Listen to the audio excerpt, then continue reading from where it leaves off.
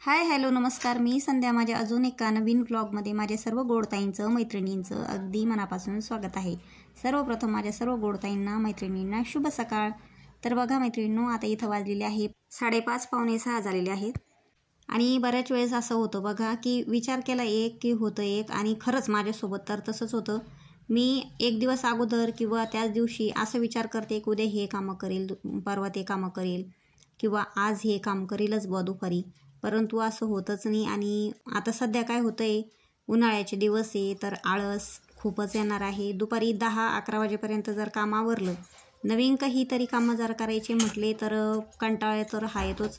एकदम हातपाय वगैरे गळून जातात, थोडंसं काम वगैरे नको वाटतं, आराम वगैरे करा वाटतो. तर त्याच्यासाठी मी थोडंसं आज लवकर उठले होते, कारण थोडेसे जास्तीचेच कामं होते.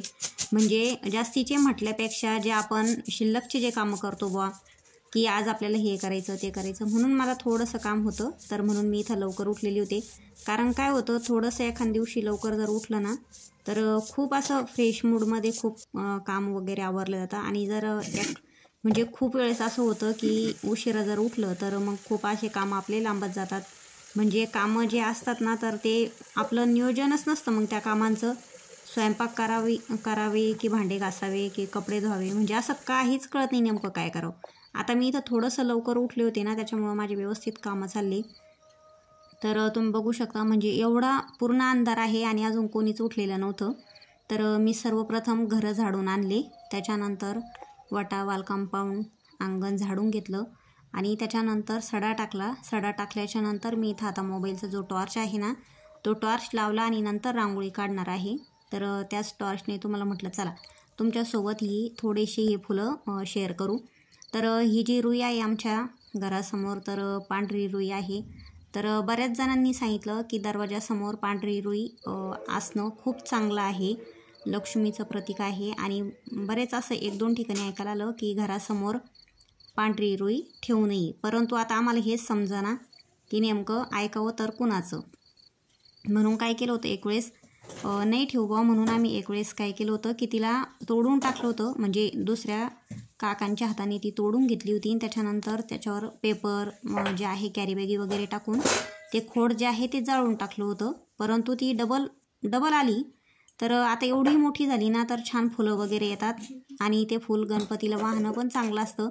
आता पांढऱ्या रुईचं फूल गणपतीला, मारुतीला, हनुमानाला जर वाहिलं तर खूप चांगलं असतं. परंतु दरवाजासमोर चांगली आहे की नाही ती रुई हेच आम्हाला समजत नाही आहे. तर तेवढं तुम्हाला जर माहिती असेल तर कमेंट करून नक्कीच सांगा बरं. माझे पारशे कामं झाले बघा. पारशे कामं झाल्याच्या नंतर मी ब्रश करून आली. आता हे दोघं तर अजून झोपलेले होते, समर्थ आणि हे. तोपर्यंत मी काय केलं, आता हे जे बॅटर आहे तर ते इडलीचं आहे. रात्री मी इडलीचं हे बॅटर तयार करून ठेवलेलं होतं, म्हणजे मिक्सरमधून काढून ठेवलेलं होतं. तर पारशे कामं झाले, नंतर लक्षात आलं की ह्या बॅटरमध्ये मी मीठ टाकलेलं नाही, म्हणून मी त्याच्यामध्ये 1.5 चमचा मीठ टाकून घेतलं आणि साईडला ठेवून दिलेलं आहे. म्हणजे आपली इडलीची जी चटणी आहे, त्यांचा टिफिन आहे होईपर्यंत ती छान अजून फुगेल छान ते बॅटर. तर ते तर छान असं फुगलं होतं बघा. आणि आता उन्हाळ्यात तर इडलीच्या जे बॅटर आहे, इडलीचं बॅटर आहे, त्याला फुगण्यासाठी काही प्रॉब्लेमच येत नाही. आणि तुमच्याकडं पण अजून काही टिप्स असेल तर नक्कीच सांगा. तर मी इथं काय केलं, त्याच्यामध्ये मीठ टाकलं, ते पातेलं साईडला ठेवून दिलं. त्याच्यानंतर इथं यांना डिकाशन चहा ठेवला. म्हणजे काय होतं, माझं पारशे कामं झाली, झाडून सडा रांगोळी झाली का मला पहिले चहा घ्यायचा असतो. आणि हे उठले नाही तरी मी यांना बळजबरीच उठून घेते की उठा बुवा, मला चहा करायचा आहे, उठा. कारण काय होतं, ते बिना दुधाचा चहा घेते आणि मी दुधाचा घेते. समर्थ कधी कधीच घेतो, कधी घेत नाही. असं म्हणजे रेग्युलर त्याचा चहा घ्यायचाच आहे बुवा असं काही नाही आहे, एखाद्या वेळेसच घेतो, त्याच्यामुळं त्याचं काही टेन्शन नाही आहे. तर ते झोपलेलेच होते, त्यांना मी उठवत होते की उठा. आणि त्यांना आज थोडंसं लवकर पण जायचं होतं, म्हणून काय केलं, लगेच त्यांचा चहा जो डिकाशन चहा आहे तो करून घेतला. त्याच्यानंतर माझा चहा ठेवला आणि एका साईडला थोडंसं पीठ चाळून ठेवलं. तर पीठ कशासाठी बघा, इडली सकाळी नाश्त्याला म्हटलं की भाजी पोळी ही पण आपल्याला दुपारच्या जेवणासाठी करावीच लागती. तर म्हणून मी इथं काय केलं, चहा ठेवून दिला माझा, त्यांचा पण एका साईडला ओतून ठेवला. त्याच्यानंतर माझा चहा ठेवून दिला आणि पीठ पण एका साईडला चाळून ठेवलं. वाटलं होतं की अगोदर पीठ भिजून घ्यावं, परंतु अजून पोळ्या करायला खूप वेळ होता. कारण ते काय करतात, ज्यावेळेस ऑफिसला निघतात त्यावेळेस ते जेवण करून जातात. मग मी एका साईडला गरम गरम पोळ्या आणि एका साईडला त्यांचं जेवण, 2 पोळ्या झाले की त्यांना जेवायला देत असते. त्याच्यानंतर त्यांचं जेवण होईपर्यंत ज्या टिफिन आहे त्या टिफिनच्या पण पोळ्या होऊन जातात, थंड्या पण होतात आणि डब्बा पण भरून देते मी त्यांचा. तर अशाच प्रकारे मी काय केलं, मग परत पीठ भिजवायचं साईडला ठेवलं. त्याच्यानंतर माझा चहा ठेवला आणि माझ्याकडं फ्रीजमध्ये थोडंसं काशीफळ होतं. मी एक वेळेस काय केलं होतं, अर्धा किलो काशीफळ आणलं होतं. बाकीच्या जे काशीफळ आहे म्हणजेच डांगर, आपण गावाकडे डांगर म्हणतो बघा, डांगराची पूर्ण भाजी करून घेतली होती आणि थोडंसं होतं. समर्थाला इडली खूप आवडती, परंतु इडली ही यांना फक्त नाश्त्यालाच पाहिजे, अशी दिवसभर खायला वगैरे नको. आणि म्हणून मी काय केलं, आता त्यांच्या एकट्यापुरतंच जे डांगर आहे ते एकट्यापुरतंच होतं. म्हणून मी इथं काय केलं, ते डांगराची जी खाप होती ती व्यवस्थित स्वच्छ धुवून आणि ती कट करून घेतली. आता इथं मला 2 मसाले काढायचे, एक म्हणजे डांगराच्या भाजीचा आणि एक म्हणजे इडलीच्या चटणीचा. म्हणून मी काय केलं, एकत्रच दोन्हीही मिरच्या एकत्र स्वच्छ खोडून स्वच्छ धुवून घेतल्या आणि भाजायला टाकल्या. आता मिरच्या त्याच्यानंतर मी डाळ्या आणि शेंगादाणे पण लगेच भाजून घेणार आहे. चटणी एकदम सवान येण्यासाठी डाळ्या आणि शेंगादाणे आणि एकदम साधी सिंपल चटणी करणारी, घरात ज्या वस्तू आहे त्याच चला बुवा का असं जास्त पुदिना वगैरे ह्या असं काहीच वापरत नाही. कारण समर्थचं आणि माझ्या हाताला जे बघताय तुम्ही, तर मला सलाईन लावली होती, BP लो झाला होता आणि मी खिचडी करून दवाखान्यात गेले होते, दवाखान्यातून आले होते. तर तोपर्यंत त्यांनी इडलीसाठी तांदूळ आणि डाळ भिजत घातली होती. मग आता त्यानं जर भिजू घातली तर मला तर काढून ठेवावंच लागणार आहे मिक्सरमधून. म्हणून मी मिक्सरमधून म्हणजे जे बॅटर आहे ते तयार करून ठेवलं होतं. म्हणून ते माझ्या हाताला व्हाईट पट्टी दिसती तुम्हाला. तर सलाईन लावलेली आणि त्याला आवडती, त्याला सुट्टी पण होती, म्हणून त्याला असं वाटलं की इडलीच करूया आपण. म्हणून मी इथं काय केलं, आता जे काशीफळ आहे म्हणजे डांगर आहे त्याचा मसाला अगोदर करून घेणार आहे. कारण इडली तर काय नंतर नाश्त्याला होईल गरम गरम, परंतु सर्वप्रथम हे त्यांचं टिफिनचं आहे. म्हणजे त्यांचा टिफिन एकदा साईडला करून ठेवला की टेन्शन नसतं. म्हणून मी इथं शेंगादाणे, हिरवी मिरची, लसूण हे वाटण तयार करून घेतलं मिक्सरमधून. जास्तीचं बारीक पण नाही केलं आणि जास्तीचं जाड पण नाही ठेवलं, ओबडधोबड करून घेतलेलं आहे. आता कढई तापायला ठेवली, तेल टाकले, जिरे मोहरी टाकली. त्याच्यानंतर थोडासा लसूण जो होता तो पण कट करून टाकला. तो लसूण पण चांगला फ्राय होऊ दिला, लाल होऊ दिला. आणि जे वाटण तयार केलेलं होतं ते पण चांगल्या प्रकारे असं मी इथं फ्राय होऊ दिलं. त्याच्यानंतर थोडीशी कोथिंबीर टाकली. कोथिंबीर टाकल्याच्यानंतर हे जे काशीफळ आहे म्हणजे जे स्वच्छ धुवून ठेवलेलं होतं कट करून ते टाकलं आणि त्याच्यानंतर जे मिक्सरचं भांडं आहे ना तेवढंच विसळून मी 1 कप भर पाणी टाकलं. नंतर झाकण ठेवून ते जे काशीफळ म्हणजे डांगरची भाजी आहे ते शिजायला ठेवलेलं आहे कमी गॅसवर. आता ते डांगरची भाजी होईपर्यंत म्हणजेच काशीफळची भाजी होईपर्यंत मी काय केलं, आपली चटणी जी आहे इडलीची ती तयार करून घेणार आहे. त्याच्यासाठी पण मी इथं काय केलं, डाळ्या, शेंगादाणे, हिरवी मिरची, कोथिंबीर असे हे वाटण तयार करून घेतलं ओबडधोबड. त्याच्यानंतर किंचित इथं मी काय केलं, थोडंसं मीठ टाकलं, त्या म्हणजे चवीपुरतं मीठ टाकलं आणि किंचित थोडीशी मी इथं साखर टाकलेली आहे. तर साखर टाकल्याच्यानंतर मला दही टाकायचं होतं याच्यात, परंतु मी नंतर फ्रीजमध्ये पाहिलं, मी थोडंसं विरजण म्हणून दही ठेवलं होतं, परंतु ते संपलं, समर्थाने खाल्लं होते. मग विरजण म्हणून दही जे होतं ते ठेवलेलं ते संपलेलं होतं, म्हणून मी इथं लिंबू टाकलं. तर लिंबू पण काही जास्तीचं नव्हतं, हिरवं होतं, तर 1 लिंबू मी त्याच्यात टाकलेलं आहे आणि छान अशी चटणी वाटण तयार करून घेतली बघा. तर चटणी होईपर्यंत आपली जी काशीफळची भाजी ती पण एकदम छान झालेली आहे. तर थोडंसं आयडिया काम केलं ना तर खूप फास्ट होतं बघा.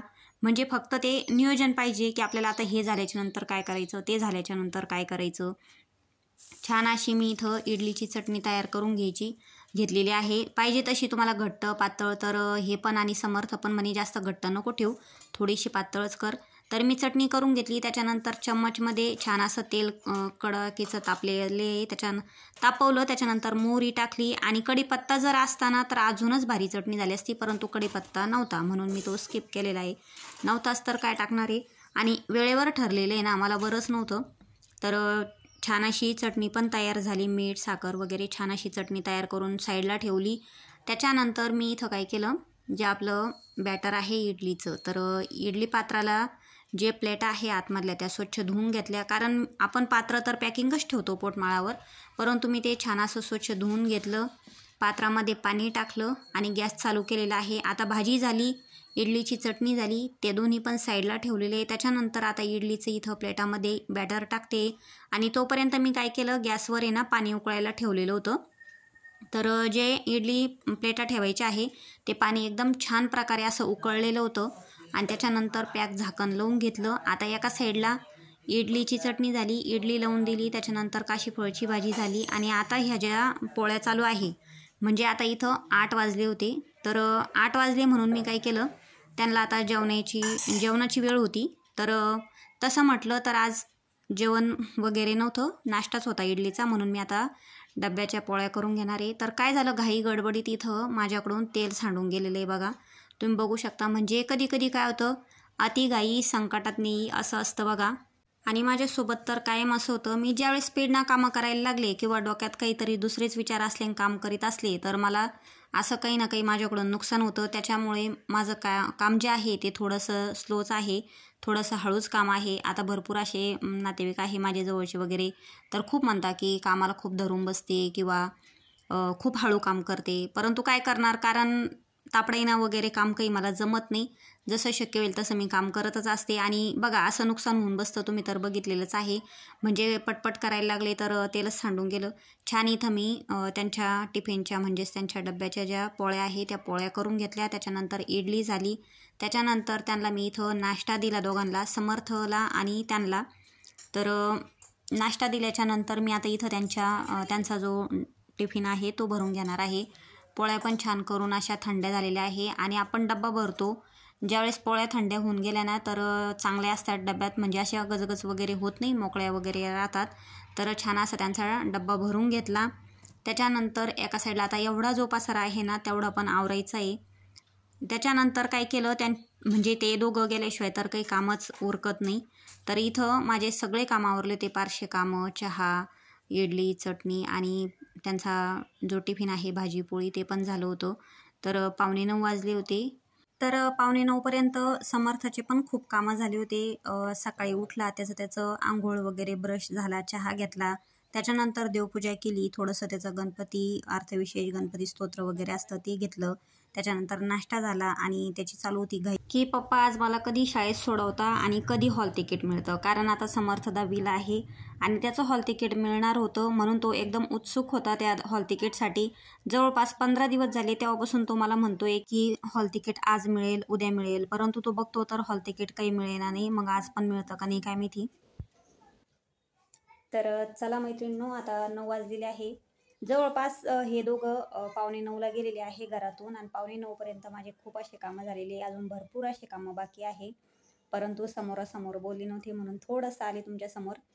तर अजून कपडे, भांडे, फडची, पसारा आवरायचा खूप राहिलेले आहे। सकाळी 5:30 ते 5:45 झाले होते उठायला, 5:45 झाले होते, कारण मी 6 वाजता समर्थला आवाज दिला, नंतर तो उठला, त्याची आंघोळ, देवपूजा ते आवरलं। मी पण माझे पारशे कामं, सडा, रांगोळी, इडली, चटणी, चपाती, भाजी केलेली काशीफळची तुम्ही बघितलेलीच आहे। तर अजून कपडे, भांडे, फडची, पसारा आवरायचा राहिलेला आहे। तर मी थोडासा व्हिडिओ स्टॉप करते, ते कामं पटपट आवरून घेते। अजून मला गोळ्या पण घ्यायच्या आहे, नाश्ता वगैरे करून गोळ्या पण घ्यायच्या आहे।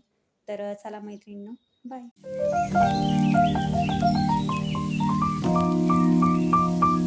माझ्या सर्व मैत्रिणींना शुभ सकाळ। तर मैत्रिणींनो, हा जो व्हिडिओ आहे तर 2 दिवसाचा आहे। मी तुम्हाला पाठीमागेच म्हणजेच ह्याच व्हिडिओमध्ये आत्ता म्हटले की बाकीची कंटिन्यू व्हिडिओ करील किंवा कपडे भांडे राहिलेले आहे, परंतु काय झालं, मी ज्यावेळेस नाश्ता केला, गोळ्या औषधी घेतल्या आणि कपडे धुतले तर एवढे पाय दुखायला लागले आणि त्याच्यानंतर माझ्या मुलीचा पण फोन आला होता मला की मला घ्यायला ये म्हणून। तिला आता भरपूर दिवस झाले जायला, तर तिला वापस यायचं होतं माझ्याकडे, म्हणून मी तिच्याकडे गेले। तर तिच्याकडे भरपूर वेळ लागला मला, चहा वगैरे, थोडंसं बोलणं बसणं, मग खूपच वेळ होऊन गेला, म्हणून मी तुम्हाला बाकीचे कामं जे आहे ते शेअर केलेले नाही आहे। तर मी तिला घेऊन आलेली आहे। त्याच्यानंतर मी आता जे बॅटर होतं इडलीचं तर ते मी फ्रीजमध्ये ठेवून दिलेलं होतं। त्याच्यानंतर जे आहे मी इडली चटणी केली होती त्या दिवशी संध्याकाळी, म्हणजे ह्याच व्हिडिओमध्ये संध्याकाळी मी सकाळी इडली चटणी केली आणि संध्याकाळी मी यांनी शेंगा आणल्या होत्या, तर मी शेवग्याच्या शेंगाची भाजी आणि पोळ्या केलेल्या, छान गप्पा केल्या, मी सगळ्यांनी मिळून जेवण वगैरे केले, परंतु तो व्हिडिओ मी काही केलेला नाही आहे। आणि मी अगोदरच सांगितलेलं आहे की जेवढं माझ्याकडून शक्य होईल तेवढं मी तुमच्यासोबत शेअर करण्याचा प्रयत्न करतच असते. तर इथं काय झालं, आता आम्ही तर इडली चटणी खाल्ली होती तिघांनी, परंतु तिला राहिलं होतं इडली खायची. आणि मग मी काय केलं, ते इडलीचं बॅटर जे आहे ते ठेवलेलं होतं फ्रीजमध्ये. तर छान इथं मी दुसऱ्या दिवशी सकाळी नाश्त्याला काय केलं, मग इथं सांबार तयार केलं आणि परत एकदा इडली लावली. आता आम्ही तर खाल्ली होती परंतु ती राहिली होती. तर मी इथं काय केलं, मस्तपैकी असं सांबार तयार केलं. त्याच्यासाठी मी तुरीची डाळ शिजवून घेतली. त्याच्यामध्ये शेवग्याच्या शेंगा यांनी आणलेल्याच होत्या भाजीसाठी, तर शेवग्याच्या शेंगा पण टाकल्या. कोथिंबीर, टोमॅटो, कांदा हे सगळं टाकून सांबार तयार केलं. छानशी अशी परत एकदा इडली तयार केली. आता सांबार म्हटलं म्हणजे वरण म्हटलं की भात हा समर्थाला पाहिजेच, म्हणून मी थोडासा भात पण लावला. आणि छान इथं सांबार, भात आणि इडली परत एकदा छान असं तयार झालं. आणि बघा, इडली तर एवढी भारी झाली होती, एवढी स्पंजी झाली होती, तर काय सांगू तुम्हाला. आणि चटणी पण छान झाली होती, सांबार पण छान झालं होतं. तुम्हाला हा व्हिडिओ कसा वाटला नक्कीच सांगा. माझ्या सर्व गोडताईंना, मैत्रिणींना शुभ दुपार. बाय.